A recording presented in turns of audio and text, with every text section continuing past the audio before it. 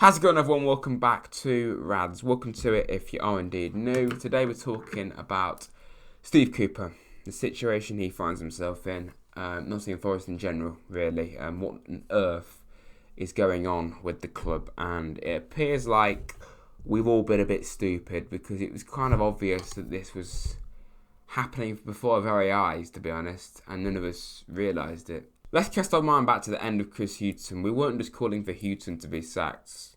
We were also calling, potentially, some people were, for the owners to be removed and to sell the club. There's a video on Twitter of a guy shouting towards where all the important people go at the game, sell the club. I remember specifically it happening. And then obviously since Cooper's miraculous rise, we've all forgotten about that. And the Greeks have been kind of hidden. Their problems and their approach has been pushed to one side because of the success of Cooper and Dave Murphy. And to potentially be sacking both of them is the most pathetic thing we could possibly do. And it would be one of the most ridiculous decisions this club's made. I mean, we've made some ridiculous decisions every single season, but this is right up there. The men, Cooper in particular, that got Forest into the Premier League, the whole ambition of the club for the last 23 years is to return there, and he did it. And now you're going to sack him because after 8 games in the Premier League, the hardest league in world football, we are struggling, and the biggest elephant in the room is the fact that we have signed pretty much an entirely new squad and you're expecting them to work like a team straight away. And that's Cooper's fault, is it? One thing I am relieved that Manakis has done is he isn't just thinking, right, results are bad, it's obviously the manager's fault, get him out. He is seeing the bigger picture. He is realising that we have signed lots of players. And I think that's why he's given Cooper more time, because of his success and because ultimately he knows that it's going to be difficult. But Manakis' point of view is Forest is a business. It's his business.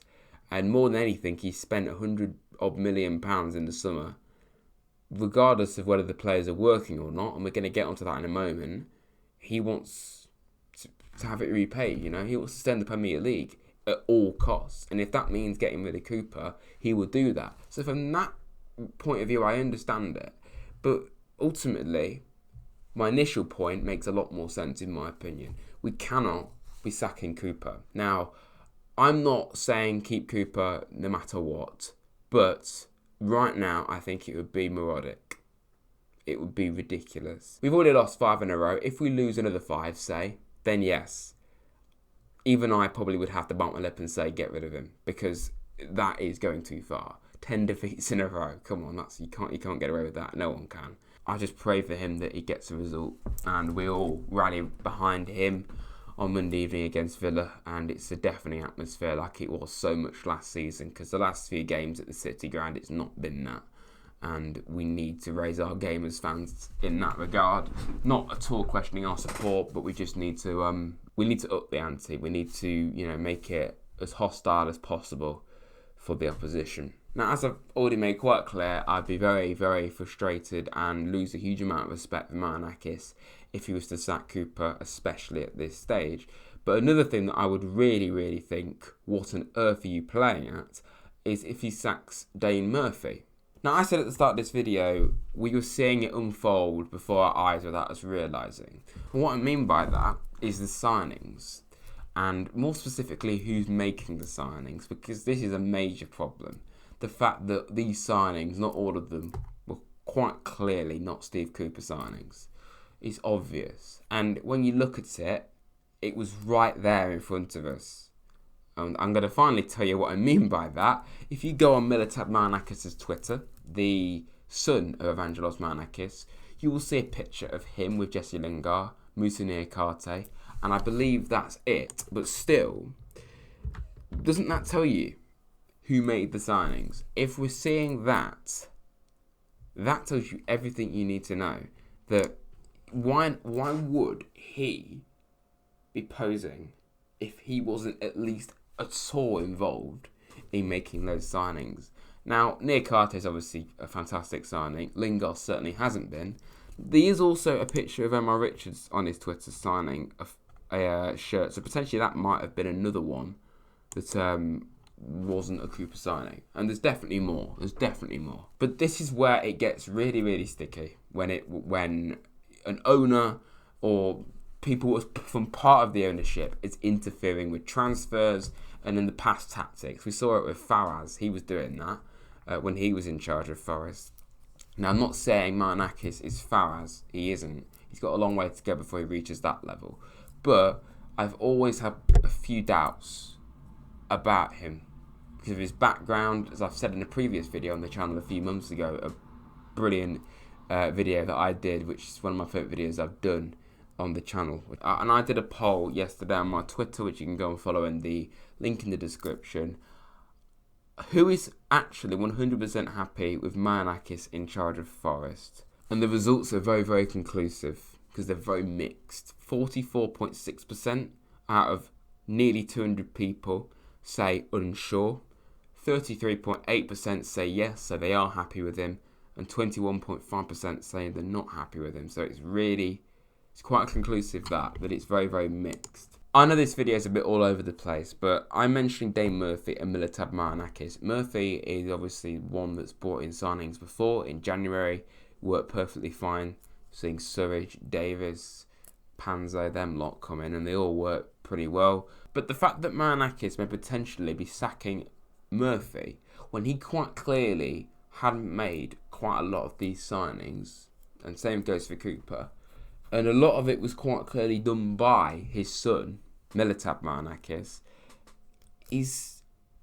what's the word? Scapegoat springs to mind. That's what I've seen on social media as well. People are using that word a lot, and I think it's very true. He is throwing Dane Murphy under the bus because he's not going to admit that his own son's been doing something wrong, and I just feel it's been an idiotic decision. When it comes to the signings, not all of them have been working out quite clearly. They haven't been as good as we thought they would be. Loddy's not been anywhere near the level I thought he would be. Williams is starting to struggle.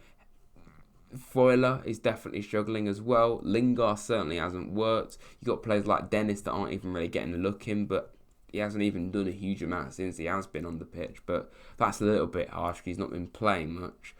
Players like Bolly don't inspire me in the slightest. Players like Bardet, good young player, but we've not actually seen him play, and I don't think it was a Cooper signing whatsoever. The signings of Hwang and Josh Bowler are very, very sus and weird because they're not even playing for us. Don't know why we've done that. And also, when you look at other players, even players like Bianco and Toffolo actually look good and are not even playing. So maybe that's down to people interfering. I don't know. It's concerning, and it's always an issue when ownership interfere with management. It's always an issue. It never ever ends well, and I can't help but feel like the same thing is going to happen with Steve Cooper and Dane Murphy as well. And just to think, I just feel like it's arrogance and it's self-entitlement and it's Marinakis panicking. He's just thinking 8 games in, I spent all this money. We're bottom of the league. Oh my God, I've got to do something. Okay, let's sack off the entire lot. That's not how it works. We've already changed the vast majority of the team besides about 8 players or something. It's insane the amount of players that have gone. So you want all that magic of last season will be completely gone if you remove Cooper and then all the backroom staff as well. There's some of the few people that are still here in their numbers, and you can't. It just can't happen. It just can't happen. But I do feel that if Cooper goes, then Murphy will go as well because they work together quite clearly, and I don't think they've been actually given the opportunity to work together this summer. It's also worth pointing out Forest have yesterday appointed a sporting director, which came out of nowhere really. Filippo Giroldi. I'm probably saying that slightly wrong. From Watford, he's recruited some very, very good players in the past for them, but it's a bit of a random decision. Not sure whether it's actually going to benefit us or not. We'll have to wait and see about that one. And there's one other thing as well about Cooper. If we're seeing other clubs interested in him in the Premier League, and some people are saying he's not good enough for the top flight, doesn't that speak volumes? You know, Brighton genuinely wanted to get him at one stage. I've seen reports recently that Southampton and Wolves want Cooper. So, are we that thick and stupid to be considering sacking him after what he's done for us last season? And the fact that it's a brand new league with brand new players essentially.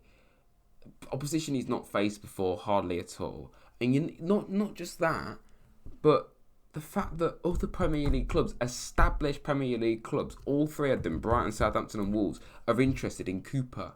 We've literally got him right there all to ourselves. And yet, we are potentially going to say goodbye when there's other established Prem clubs that have been in the Premier League for a long time that would be interested and would have faith in a manager that some of our fan base are seemingly turning on, but not so much our fan base, our ownership. I should have just said ownership really, but still, it would be so wrong to sack him. And if it happens, it will take me a long time to process that bit of information. It will really upset a lot of people, and I don't think I'm ready for it, quite frankly. But yeah, I hope you've enjoyed this video and understood my points. Even if you don't agree with them, please let me in the comments below what you think of what I've been saying and the whole situation more than anything. I would be really interested to see what you think. I presume that most people still want Cooper in, so if you've got to this stage of the video, to show me that you've got to this stage of the video, comment below, Cooper in. Do that. Just do that, you know. Thanks a lot, everyone, and I'll see you very soon.